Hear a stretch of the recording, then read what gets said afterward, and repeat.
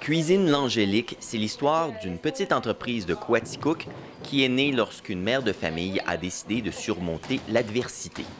Caroline Roy a inventé une recette de pain sans gluten et sans caséine pour son fils qui a une intolérance au blé et au lait. Elle a rapidement constaté que d'autres consommateurs voudraient certainement acheter son produit. Toute l'aventure a démarré il y a environ 6 ans, quand notre petit garçon Jérôme a été référent en pédopsychiatrie.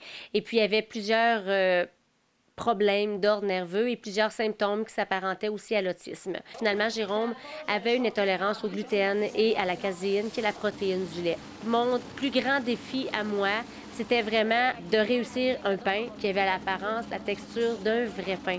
Pendant 2 ans et demi, on a arrêté de manger du pain. Ça a été l'éclair dans ses yeux quand il a mangé son premier sandwich. Ça m'a fendu le cœur en quelque part.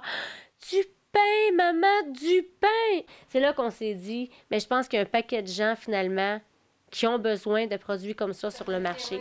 Bien là, j'ai préparé des farines de tapioca que je vais mettre dans les petits sacs et dans les petites boîtes qui sont prêtes à partir. La farine d'amarante était comme pas disponible ici au Québec. Il a fallu qu'on contacte un meunier pour voir s'il voulait moudre ces grains-là. Puis finalement, il a accepté, puis on a pu démarrer l'entreprise de cette façon-là. Pendant la visite, un petit imprévu retient l'attention de Mme Roy, perfectionniste dans l'âme. Ce qui m'agace, c'est que les pains ont légèrement moins levé qu'à l'habitude.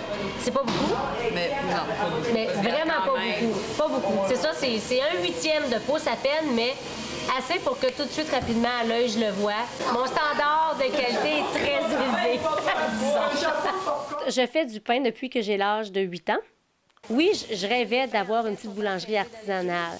Cuisine l'Angélique a déménagé, au début de l'année, dans l'édifice qu'occupait anciennement la laiterie de Coaticook. Pain, muffins, mélanges à gâteaux et farine sont vendus dans près de 200 points de vente partout au Québec et à quelques endroits en Ontario. Et Mme Roy a encore des projets de croissance. On a une de nos employés, notre contremaître, qui revient justement du Cial à Paris.